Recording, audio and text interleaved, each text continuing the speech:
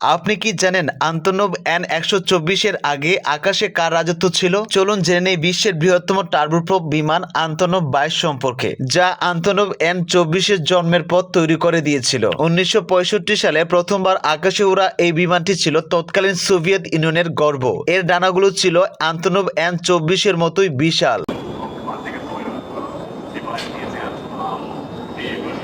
কিন্তু এতে জেট ইঞ্জিনের বদলে ছিল শক্তিশালী 4টি টার্বোপ্রপ ইঞ্জিন। 1976 সালে আন্তনব N-22 এর উৎপাদন পুরোপুরি বন্ধ করে দেওয়া হয়, কারণ ততদিনে সোভিয়েত ইউনিয়ন আরও গতিশীল জেট ইঞ্জিন প্রযুক্তির আন্তনব 124 এর পরিকল্পনা শুরু করে দিয়েছিল। তবে মজার ব্যাপার হলো, কিছু আন্তনব 22 বিমান ইউক্রেন এবং রাশিয়া সচল রয়েছে। পুরনো প্রযুক্তির বিদায় জন্ম দিল আজকের এই দানব আন্তনব N-24 এর। এই বিবর্তন কি আপনার জানা ছিল? কমেন্টে জানান।